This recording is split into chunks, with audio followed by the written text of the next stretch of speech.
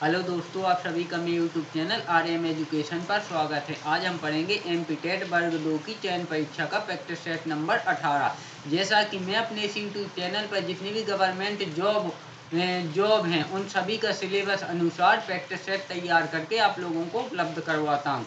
और साथ में जितनी भी गवर्नमेंट जॉब से संबंधित नई नई अपडेट आती हैं वाई में ये जानकारी आप लोगों को इस यूट्यूब चैनल पर उपलब्ध करवाता हूँ। तो अगर आप लोग प्रतिदिन ऐसे ही नए नए प्रैक्टिस सेट और सभी गवर्नमेंट जॉब से संबंधित अपडेट पाना चाहते हैं तो मेरे यूट्यूब चैनल आरएम एजुकेशन को सब्सक्राइब करें और साथ में बेल नोटिफिकेशन को ऑल पर क्लिक करें, जिससे मैं जितने भी वीडियो डालूं उसका सीधा नोटिफिकेशन आप तक पहुंच सके और आप कोई भी गवर्नमेंट जॉब से संबंधित प्रैक्टिस सेट या जॉब से संबंधित जानकारी नई अपडेट जानकारी को मिस ना कर सकें। तो चलिए आज हम एमपी टेट वर्ग 2 की चयन परीक्षा का प्रैक्टिस सेट नंबर 18 स्टार्ट करते हैं। तो क्वेश्चन नंबर पहला, मानव शरीर में उर्वरीकरण की प्रक्रिया कहाँ होती है? तो यह होती है डिंब वाहिनी में।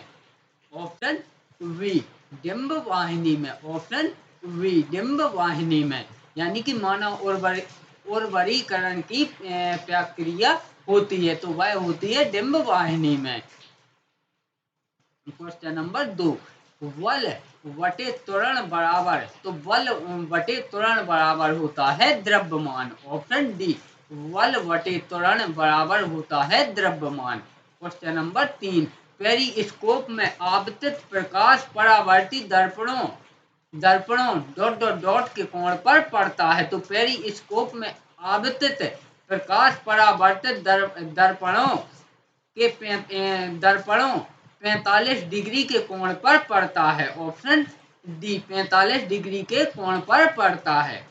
क्वेश्चन नंबर 4, एक तारा पृथ्वी से 12 प्रकाश वर्ष की दूरी पर है। इस तारे से पृथ्वी तक आने में प्रकाश को कितना समय लगेगा?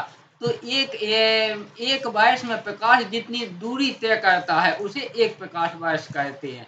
तो 12 वर्ष में प्रकाश जितनी दूरी करेगा तो उसे 12 प्रकाश वर्ष कहेंगे। तो यानी कि उस तारे से पृथ्वी तक आने में 12 प्रकाश वर्ष दूरी को 12 वर्ष का समय लगेगा। Option D. क्वेश्चन नंबर 5, सौर सेल की तुलना में सौर पैनल बेहतर है क्योंकि यह अधिक विद्युत शक्ति प्रदान करता है। ऑप्शन सी यह अधिक विद्युत शक्ति प्रदान करता है। Option C. क्वेश्चन नंबर 6, निम्नलिखित में से कौन भूकंप की तीव्रता को दर्ज करने के लिए उपयोग किया जाता है? तो सीस्मोग्राफ है भूकंप की तीव्रता को दर्ज करने के लिए उपयोग किया जाता है। Option A seismograph. Option A. Question number 7, तने या जड़ का घेरा डॉट डॉट डॉट के कारण बढ़ता है। तो तने या जड़ का घेरा पार्श्व यानी कि लेटरल विभाज्य योतक के कारण बढ़ता है। ऑप्शन ए पार्श्व लेटरल विभाज्य योतक के कारण बढ़ता है। क्वेश्चन नंबर 8, गति का दूसरा समीकरण स्थिति और डॉट डॉट डॉट के बीच संबंध दर्शाता है। तो गति का दूसरा समीकरण स्थिति और समय के बीच संबंध दर्शाता है। Option C. Option C. Question number 9, जल में उपस्थित वायुमंडलीय गैसों के कारण जलीय जानवर जीवित रहते हैं। यह गैस के निम्नलिखित में से किस गुणधर्म के कारण संभव है?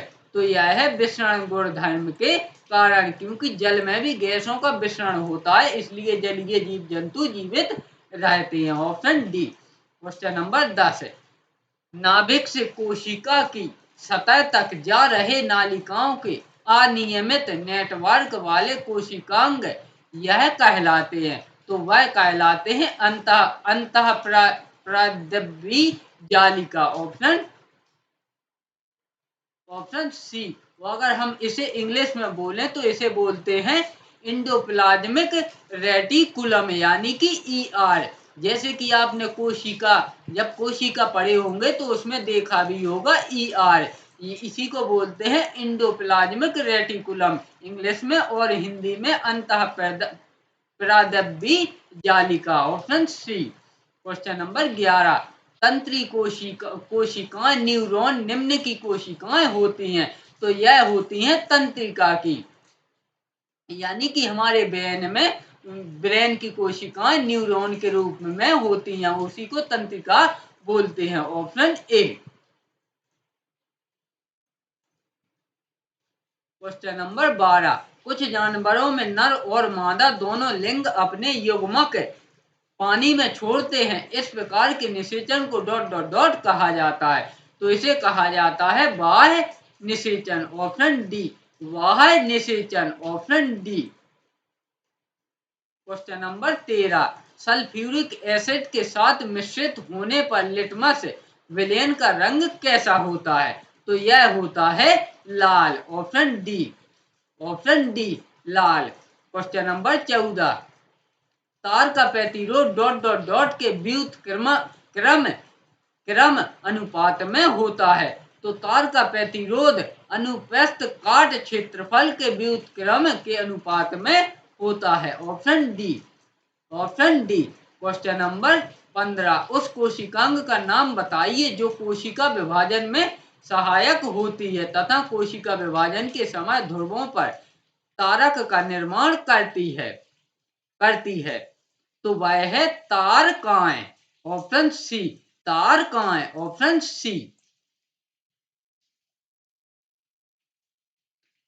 तारकाएं। और अगर हम इसे इंग्लिश में कहें तो यह कहलाएगा सेंट्रोसोम, यानी कि जो कोशिका विभाजन में सहायक होती है वह है सेंट्रोसोम।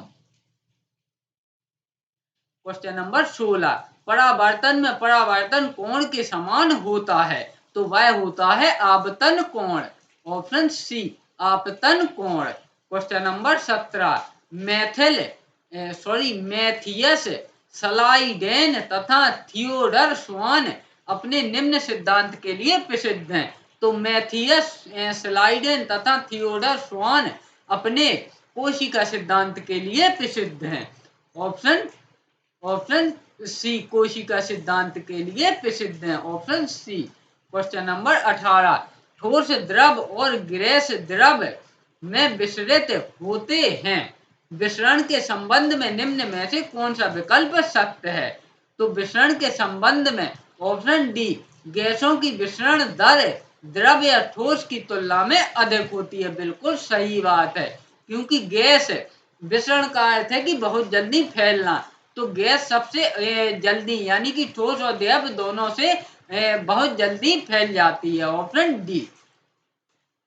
क्वेश्चन नंबर 19, आधुनिक आवर्त सारणी के पहले और सातवें दोनों समूहों में निम्नलिखित में से कौन सा गुण परमाणु क्रमांक में वृद्धि के साथ बढ़ता है, तो वह बढ़ता है परमाणु आकार। ऑप्शन ए, परमाणु आकार। क्वेश्चन नंबर 20, नीचे दिए गए पदार्थों की सूची में से दो अजैव निम्नीकरण पदार्थों का चयन करें, रद्दी कागज, चांदी का वर्क, चाय की पत्तियां, डीडीटी, चमड़े के जूते, ऊनी दस्ताने। तो इसमें जो अजैव निम्नीकरण पदार्थ हैं, अजैव यानी कि जो जीवों द्वारा मिट्टी में नहीं मिलाए जा सकते, यानी कि वह कभी भी खराब नहीं होते हैं, यानी कि जैसे पॉलीथीन है तो हम उसको डाल देंगे वैसे ही डली रहेगी, वह कहलाते हैं अजैव निम्नीकरण।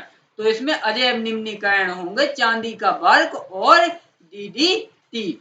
ऑप्शन डी, यानी कि अगर हम चांदी का वर्क को कितने ही दिनों तक डाल दें तो वो वैसा ही डला रहेगा, और एक डीडीटी को हम कितने ही दिनों के लिए डाल दें तो वह वैसा ही पड़ा रहेगा। क्वेश्चन नंबर 21, जब वाष्पीकृत कार्बन एक निष्क्रिय गैस के वातावरण में घनीभूत होता है तो निम्नलिखित में से कौन सा बनता है, तो यह बनता है, तो इसका जो राइट आंसर होगा वह होगा ऑप्शन डी, फ्लोरीन बनता है। यानी कि जब वाष्पीकृत कार्बन एक निष्क्रिय गैस के वातावरण में घनीभूत होता है तो तो निम्नलिखित में से फ्लोरीन बनता है, यानी कि इन चारों में से फ्लोरीन बनता है, ऑप्शन डी। क्वेश्चन नंबर 22 है, सूक्ष्म जीवों के किस समूह से मलेरिया तथा काला आजार के कारक जीव संबंधित होते हैं? तो यह होते हैं प्रोटोजोआ से संबंधित, ऑप्शन सी। और इसमें भी ये पूछ सकता है कि काला आजार कौन से प्रोटोजोआ से फैलता है? तो यह काला आजार फैलता है लिस्मेनिया लिस्मेनिया प्रोटोजोआ से। तो यह पॉइंट भी आप याद रखें, क्योंकि यह भी एक प्रमुख पॉइंट है। तो लिस्मेनिया प्रोटोजोआ से फैलता है, कभी कभी इसका भी नाम पूछ लेते हैं। और जो मलेरिया फैलता है वह फैलता है प्लाज्मोडियम प्रोटोजोआ से। तो इन दोनों पॉइंटों को आप याद रखें। यह फैलते तो प्रोटोजोआ से हैं, लेकिन प्रोटोजोआ में भी अलग अलग क्वालिटी होती है, जैसे काला आजार लिस्मेनिया प्रोटोजोआ से फैलता है, मलेरिया प्लाज्मोडियम प्रोटोजोआ से फैलता है। इसका जो राइट आंसर है वह है ऑप्शन सी। क्वेश्चन नंबर 23 है, निम्न में से कौन वातावरण को उसके बहुत से प्रदूषकों से साफ करता है? तो यह करती है वर्षा, ऑप्शन डी। वर्षा साफ करती है बहुत से प्रदूषकों से, इसीलिए बोला जाता है कि जब पहली बारिश हो तो उसमें नहाना नहीं चाहिए, क्योंकि वातावरण में जितने भी धूल कण और कार्बन डाइऑक्साइड जितने भी प्रदूषण हैं सब कुछ वह पहली बारिश में बह के नीचे गिरते हैं, जो कि हमारे शरीर को हानिकारक होते हैं। तो ऑप्शन डी। क्वेश्चन नंबर 24, वनों की कटाई से मृदा अपरदन तेजी से बढ़ जाता है, क्योंकि जड़ें मृदा को दृढ़ता पूर्वक पकड़ती हैं, ऑप्शन ए। क्योंकि जड़ें मृदा को दृढ़ता पूर्वक पकड़ती हैं। क्वेश्चन नंबर 25 है, जोतना मृदा को डॉट डॉट डॉट बनाता है। तो जोतना मृदा को खरपतवारों से मुक्त भी बनाता है, उदधति में ढीला बनाता है, बिल्कुल सही सॉरी, हवादार और खाद के लिए आसान बनाता है, बिल्कुल सही। तो इसका जो राइट आंसर होगा वह होगा ऑप्शन डी, उपरोक्त सभी। क्वेश्चन नंबर 26 है, एक हाइड्रो इलेक्ट्रिक पावर स्टेशन पर बहने वाला पानी टरबाइन घुमा सकता है, क्योंकि इसमें निहित है गतिज ऊर्जा, ऑप्शन ए, गतिज ऊर्जा। क्वेश्चन नंबर 27, ल्यूकोसाइट को श्वेत रक्त को कणिकाएं कहा जाता है, क्योंकि वे रंग विहीन होती हैं, ऑप्शन डी। क्योंकि वे रंग विहीन होती हैं, यानी कि इनका कोई भी रंग नहीं होता है, इसीलिए इन्हें श्वेत रक्त कणिकाएं कहा जाता है। क्वेश्चन नंबर 28, संकुचनशील प्रोटीन इसमें पाए जाते हैं। तो संकुचनशील प्रोटीन पेशियों में या पेशियां में पाए जाते हैं, ऑप्शन डी। संकुचनशील प्रोटीन पेशियों या पेशियां में पाए जाते हैं। क्वेश्चन नंबर 29, वनोन्मूलन के प्रभाव के बारे में बताए गए निम्न कथनों में से कौन सा एक गलत है? तो इसमें यह वायुमंडल में O2 के स्तर को बढ़ाता है, यह गलत है। अगर क्वेश्चन के हिसाब से देखें तो यह गलत है, क्योंकि वनोन्मूलन यानी कि वनों की कटाई से ऑक्सीजन का स्तर बढ़ता नहीं है बल्कि घटता है, ऑप्शन डी। तो इसका जो राइट आंसर होगा वह होगा ऑप्शन डी, क्योंकि हमें इसमें गलत कथन को छांटना था। निम्न क्वेश्चन नंबर 30 है और आज के हमारे इस वीडियो का अंतिम प्रश्न है, निम्नलिखित के विषय में कौन सा कथन गलत है? PbO प्लस C ने जब क्रिया की तो Pb प्लस CO, यानी कि कांच और कार्बन डाइऑक्साइड बना, यानी कि जब शीशे और ऑक्सीजन को कार्बन से क्रिया करवाई तो वह शीशा और कार्बन डाइऑक्साइड में परिवर्तित हो गया।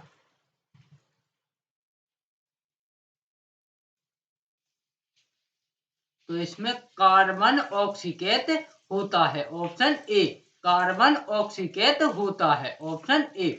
इस प्रकार हमने माध्यमिक शिक्षक वर्ग 2 की चयन परीक्षा का प्रैक्टिस सेट नंबर 18 कंप्लीट किया। अगर आप लोग प्रतिदिन ऐसे ही सभी गवर्नमेंट जॉब के सिलेबस अनुसार नए नए प्रैक्टिस सेट पाना चाहते हैं और साथ में जितनी गवर्नमेंट जॉब से संबंधित नई नई अपडेट आती हैं उनसे संबंधित वीडियो पाना चाहते हैं तो मेरे यूट्यूब चैनल RM एजुकेशन को सब्सक्राइब करें, साथ में वीडियो को लाइक करें और चैनल को सब्सक्राइब करें और साथ में बेल नोटिफिकेशन को ऑल पर क्लिक करें, जिससे मैं जितने भी वीडियो डालूं उसका सीधा नोटिफिकेशन आप तक पहुंच सके और आप कोई भी वीडियो मिस ना कर सकें। वीडियो में अंत तक बने रहने के लिए धन्यवाद।